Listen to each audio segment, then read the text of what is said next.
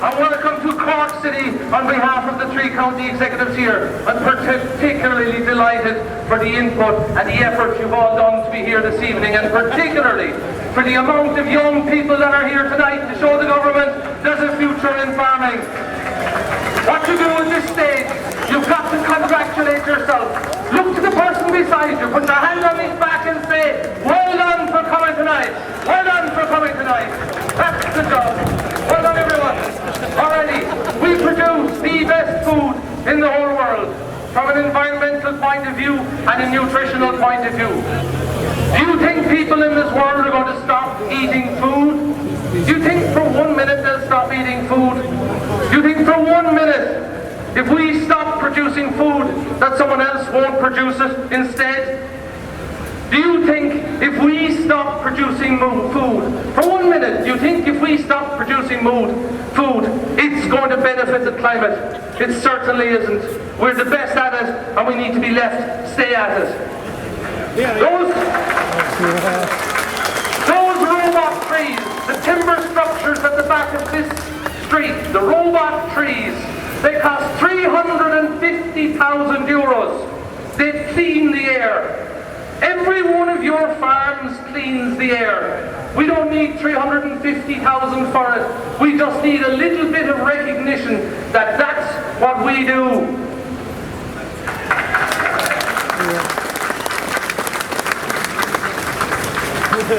Farming, the only industry that sequesters carbon. The only industry that sequesters carbon. And we're heading into climate limits, regulations that will be put on us, that will stem the produce from this country. It'll be a decision of government.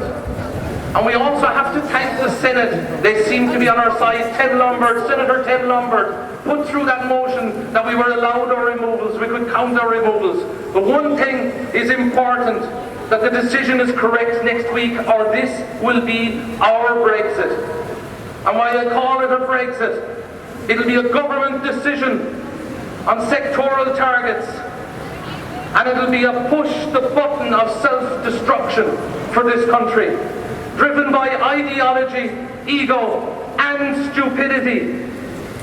There's one thing for sure, Ireland, us farmers here, will not be found wanting in terms of our responsibilities to do with the environment. I would suggest we are heading the posse in terms of dealing with the environment. But there's one thing we will not do. We will put our shoulder to all environmental challenges, but we will not put our shoulder to the wheel of stupidity.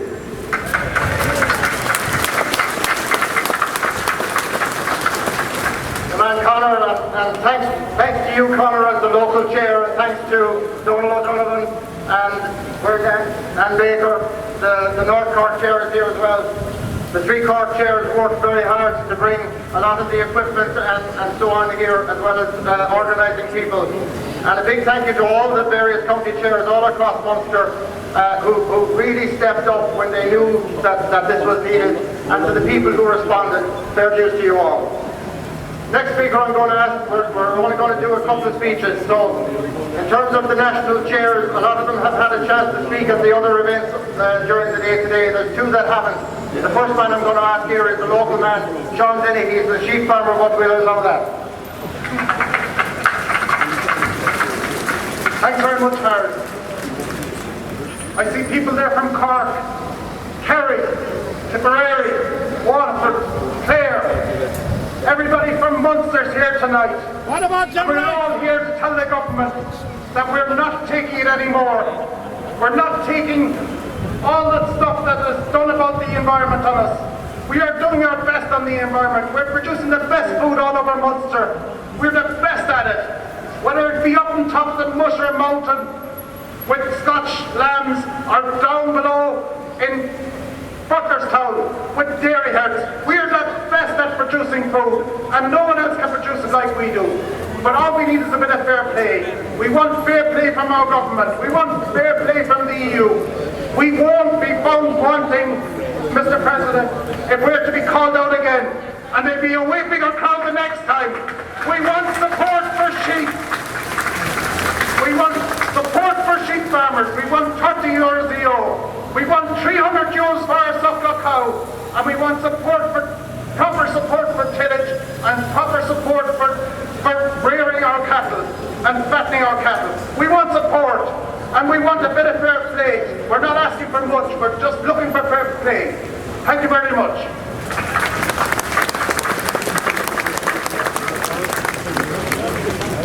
The other speaker is not a local. From Kilkenny, our Environment Chairman, I won't tell you what type of farming he's doing. He's another sheep farmer. Ladies and gentlemen, as your National Environmental Chairman, I listen to your concerns every day. You ring me, you tell me your concerns.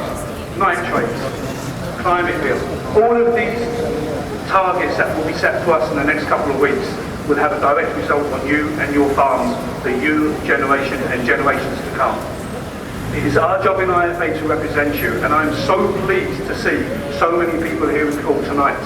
You're absolutely unbelievable. It's fantastic, such a commitment from yourselves. The next 2, 3, 4 months are going to be vital for farming. And I'm pleading to every single one of you, the next time you see one of your TDs, your senators, your junior ministers, you tell them that agriculture has a voice. And you tell them that we will not be slaughtered on the altar of environmentalism just to allow big energy, big transport to get off the hook. We have a sustainable agriculture in this country. Is the only option for us to export our problems and accept South American beef coming in to replace our product? No. Look, over the next couple of months we're going to be putting a big shift in to make sure that we're working hard on your behalf. But it's going to take a joint effort from everybody in the IFA, members and voluntary officers and staff. But we're prepared to do that. Thank you.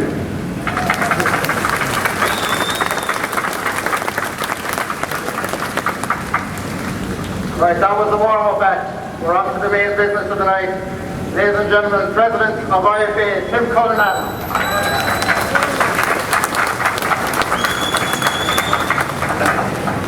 Thank you, Harold. And good evening, everybody. And as what I could say, it's So it's been a long day for some of us, but it's been an excellent day for farming and an excellent day for our association. We started this morning in Cavan at 6 o'clock this morning and worked our way down through the country. But there's one team coming through, and I spoke to a lot of you here this evening already, is the concern and the worry of Irish farmers. And as has been said already, there's a lot of young people here this evening. And look, we are concerned and we are worried. But there's three key issues I want to speak about here this evening. Obviously, we have climate and climate change, cap reform, and the review of the nitrates derogation that's taking place at the moment. The triple whammy, I call it. We're dealing with three serious issues all at the one time, and we have to get a resolution around this. I suppose just to refer to climate change first, and absolutely huge concern. And I just want to take you back for a moment, back to June of this year, when the government was bringing forward the climate bill, and they refused point blank to take any amendments on. And we are here, I'm delighted to be here tonight. We're in the town of, or the city of the Taoiseach, and Minister Michael McGrath and Minister Simon Coveney, and I want them to sit up and listen, because they are not listening up to now. So what happened there was those amendments were taken on by the government, they voted that bill through, and has been said here already, Regina Doherty and Tim Lombard here as well were a central part of getting the amendment on removals included in that bill through the Senate. But the worry we have now is we have Minister Ryan and our government changing the goalposts again. And what they want to do now is go from a net position to a gross net position. A net position was going to take an account of the carbon we are taking in our trees and our hedgerows, and also there will be calculations what carbon is used on a farm for producing produce, and more than likely there will be a surplus of carbon on that farm. But what is happening now is, as I say, changing the goalpost and making that very, very different. But the next move on climate is obviously the Climate Action Council are bringing forward a budget. As we know, what we're hearing is that the government is looking for a 51, or the Climate Action Council is looking for a 51% reduction in methane emissions by 2030. This is something that's impossible to do. We can't do it, and we have to fight this all the way, because we are an excellent country for producing top quality food, have been doing it for a long, long time, and we want to continue doing that, and we will continue to do that.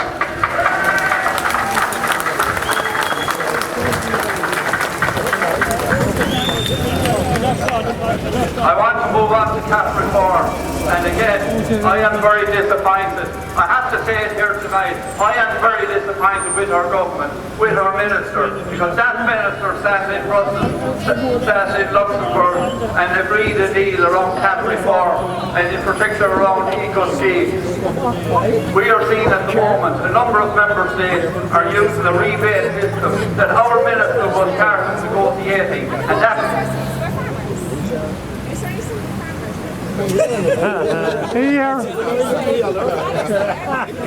If you've any sins we're broken, keep going. Okay, that rebate system means for a country like our own that is doing a lot of environmental schemes, the 25% eco scheme could be reduced to less than 20%, or maybe even lower than that. So what I would say here is our government and our minister is robbing us of an important part of Pillar 1 payment. As we all know, that payment was put in place many years ago to protect or to ensure we have food security and to ensure that farmers got compensated for the work they do in producing that food. The other area obviously around cap reform is our government is putting for or producing a cap to breeding plant as we speak. And while that is happening by the officials of Upper Kildare Street, where is the minister? The minister's on tour. And what's he doing? Going into Mars. and asking people what they want. The very man that sat in Brussels and agreed this deal, and he still can't make up his mind. He's up and down the country asking farmers what they want, while his officials are signing off on this deal. But this deal, we have to stop this, and we have to ensure we get in there to protect our farmers.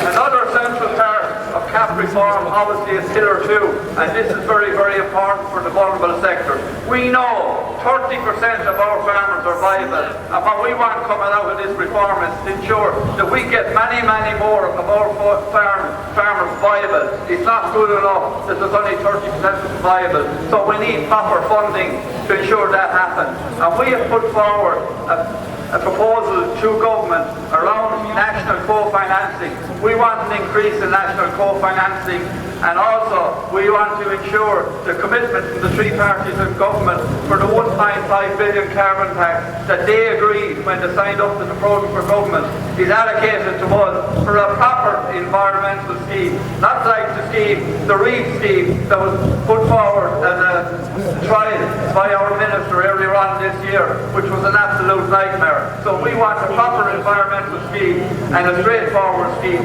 that won't have leakage, that his farmers will be getting the money, not consultants, not planners. Farmers get the money.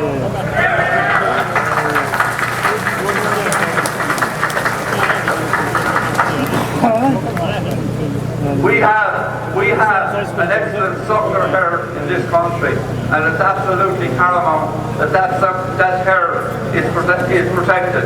So we were here in the town hall meeting that the government was going to put a cap on that herd. We clearly said at the time, and we had proposals put in prior to the cap, our town hall meeting, that we were accepting no cap on any suckler herd, and I want to reassure you people here tonight that is our position, and that will be our position going forward. But what we do need for the suckler herd is to get that payment up to €300 per cow, and also on the sheep welfare scheme, we want to get that up to €30 per yoke. And on the also we need a proper environmental or a scheme, an environmental scheme for tillage farmers. Tillage farming, I know there's a lot of tillage, in particular in County Cork, and it's a sector that has been under pressure for quite a long number of years, albeit the price is very good this year, and I'm paying the price of that in the own sector as well. But we need a proper environmental scheme for the tillage sector to ensure the viability of that sector way into the future. And just a few other areas I want to speak about as well. Obviously, the nitrates derogation is very, very important. And I know how important that is in Munster, right across Munster, from Portumna right down to the Beara Peninsula. There's a lot of intensive farmers, and that nitrates derogation. I was involved in the very first one was negotiated in 2005 or 2006. And the value that has had, in particular the dairy sector and intensive beef farmers producing beef for a long number of years has been very, very important. So the first point around the derogation is we have to ensure that that derogation is secured for our farmers by the end of the year. I was in Brussels only last week and raised this issue around that derogation at the top level in DG Agri in Brussels. The other area, obviously there's a lot of concerns around slurry days, and what we have is a valuable resource in organic fertiliser, and we have to be allowed to continue to apply that fertiliser, that organic fertiliser, right up to mid-October. We're not accepting taking a month off what we're doing already, a good agricultural practice which has worked for many, many years, and what we're doing is, by doing that, we're displacing chemical fertiliser that has been imported into this country. And I think you all know where the price of chemical fertiliser is going at the minute. So again, what we have is proposals coming from government, adding cost after cost, and looking for reduction after reduction. And what I'm clearly saying here tonight, whether it is nitrates or cap reform or climate, we're not standing for reduction, or more costs and more costs. We need to be able to produce top quality food here in Ireland.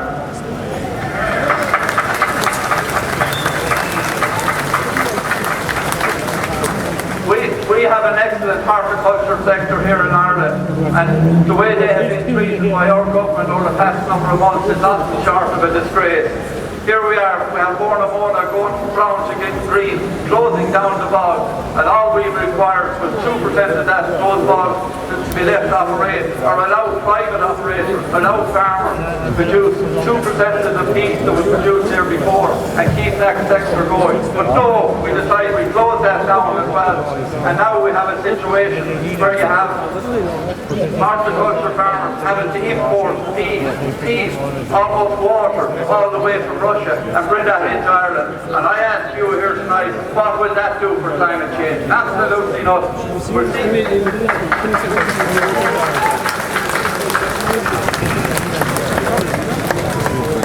we see the similar situation with forestry. I know I was down in West Cork over a year ago, and the concerns and around forestry at the time. So I met farmers and were devastated with what was going on in the forestry sector. It's only last night I was talking to a farmer up in County Louth, and there's a boat, as we see, up in Drogheda. 42,000 tons of wood chips came in that boat this week to power up the power station above in Offaly, to displace the turf or the peat that we're not processing here in Ireland. So again, what does that do? Only adds to climate change. So we have no plan. We have the same thing down with the coal-fired station, generation station, going to be powered up this winter by power. So we're here, this government, even from Mayor Eamon Ryan, the minister responsible for all of this, saying the lights may go out by the end of the year, and we are a sector that wants to be involved in that sector. So I'm talking about renewable energy, solar panels, and aerobic digestion. There's a lot of that we can do. Biomethane, generating biofuel for trucks right up and down the country. We can do this, but we need the support of our government. So that's all the more reason we need to be in there. The last year.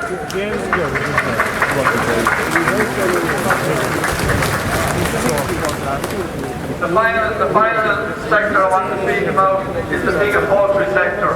And we, again, another problem we have by the lack of work by our government is getting workers into this country. We need workers outside of the EU, because we have a situation here in Ireland where a number of pigs can't be slaughtered for weeks because of the lack of workers. And this is creating serious problems on farmers at the moment. And again, inaction, as I say, by our government. Ladies and gentlemen, I've highlighted the problems we have, and I'm sure you want to know how we're going to fix them. And I suppose that's what we've been about today. That's what we've been about for the last 2 years. I am sick and I am tired of trying to negotiate, or not negotiate, but what I was here to government, consultation is no good to us. We need negotiation, and we need to be able to do it around the table. As I said already, we're in the city of the Taoiseach here this evening, and it's high time that Fianna Fáil and Fine Gael stood up and still stand up to protect the us farmers. They know us, they know how it works in our business. But I want to bring your attention to something else that I've seen this evening. I picked up this paper on the way down to Cork this evening. It is a survey that was done, and one of the findings here is 60% of people in this country say they do not want a reduction in our cows. They do want. This is 60% of the people in this country, and we have a government not listening. This is the problem we have. They are not listening, and there's the evidence why the Irish Times going home tonight. I don't always advertise paper, but this is very, very important for us. Read that tonight, and know what we should do. Send it to all our ministers tomorrow morning. It's a bloody disgrace. That's what's happening. So what I'm clearly saying here tonight is our plan going forward is I am hoping that our minister and our government will come back to us over the weekend or early next week and say we've seen the pressure your farmers are under. We see it here tonight in Cork. Like as far back as I can see people right up to the end of this street, and by God, it's a wide street. And I mean, as I say, this is the fourth demonstration that I was at today, and that's a lot of people and a lot of concerned people, and all I can do here tonight, I want to reassure you, but I need your help as well. IFA needs your help, and if we have to go to Dublin, I want to see all of you in Dublin and bring your friends and neighbours as well, because if we are going there, we are going to make an impact, and what we have to do is, what I'm reading here in this paper this evening, we need to get our government to understand we are not reducing our herd, we're driving on our herd. We are the best place in the world to produce top quality food, and we want to remain doing that. And look, ladies and gentlemen, I want to thank you all for coming out on a Friday night, and thank you very much.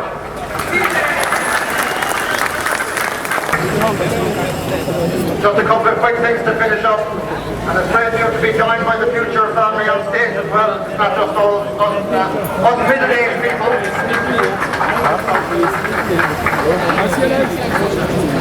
Listen, just a couple of quick thank yous. First one is to the Gardaí, who has done a phenomenal job with us here today.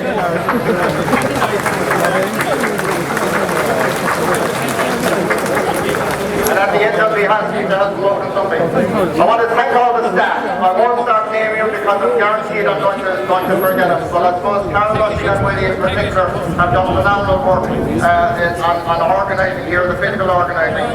Big thank you to all the various county chairs. The 3 Cork ones are up here. There's a lot. I can see various ones around. Again, if I start naming, I'll forget somebody.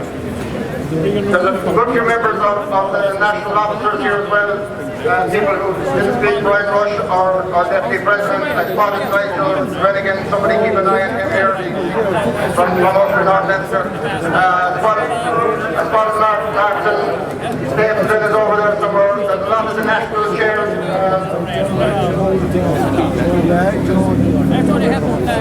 Let's just remember what we're here about tonight. I've heard a lot of the national radio stations and so on talking about we're protesting 4 days ahead of the budget.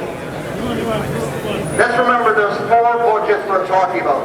Yes, there is the budget that we're looking at next week, and as we told, we had a meeting with Simon Covey and Tim Lombard earlier about what we're talking about here tonight, and I think Donovan said, or no, somebody said to him, obviously we assume that all the schemes are going to roll over. We didn't get a definite yes, but that's our big demand on the budget next week. Then there's the nitrates budget. The budget to allow us to actually have enough stock on our land for the grass that we grow, allow us to use enough nutrients to produce that grass and keep the nutrients balanced.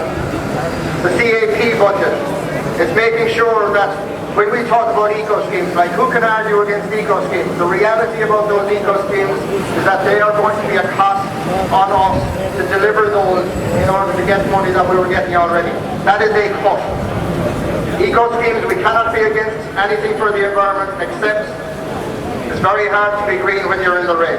You have to actually make an income in order to look after the environment as well.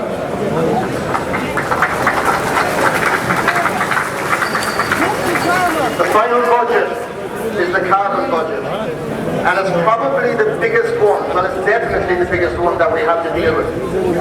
Because the trouble with this carbon budget is that it has the capability of actually reducing our production for no other reason than to look good for Irish figures. That is the bottom line. If we have lots of things. We saw in Shannock there earlier this morning, all the work that is being done there. What all the signpost farms that Teagasc are organising all around the country, there are some fantastic farmers in that programme. They need to be given a chance to actually figure out exactly what is happening on measuring carbon in the soil, measuring carbon coming from our animals and from what we do. We need to know exactly where we stand before we start getting cuts ahead of when we know what we can actually do. And I see a number of politicians around here. Those politicians need to recognise the number of people that have turned out all the way across today. They need to recognise that this is a major problem for us as farmers to be allowed to actually continue to farm. That's what this is coming down to. It's allowing us to continue to farm. And in terms of the number that is here, I was told earlier by a sound man, as in a man who does sound, that this venue, this fantastic venue, and I want to thank Cork City Council for their cooperation here tonight. This venue holds 5,000. I think it's full. What do you think?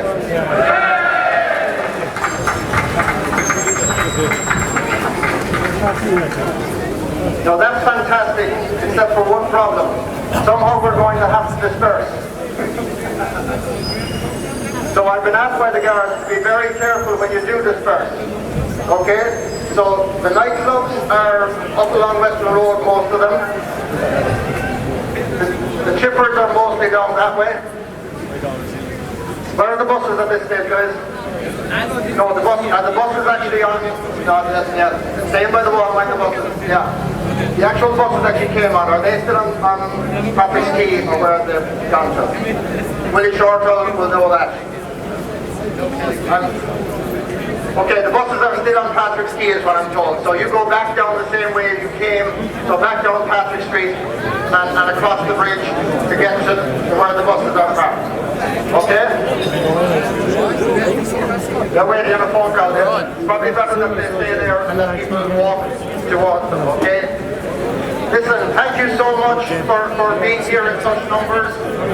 I hope there was enough sandwiches, but I don't think there were. But we're going to continue producing food to make sure there's sandwiches for everybody for the rest of the time. Thank you so much. Thank you to our President for being here and attending all the various protests through the day. Thank you to all the various media people, to the young people who came along here tonight as well, and to a few older people who came along.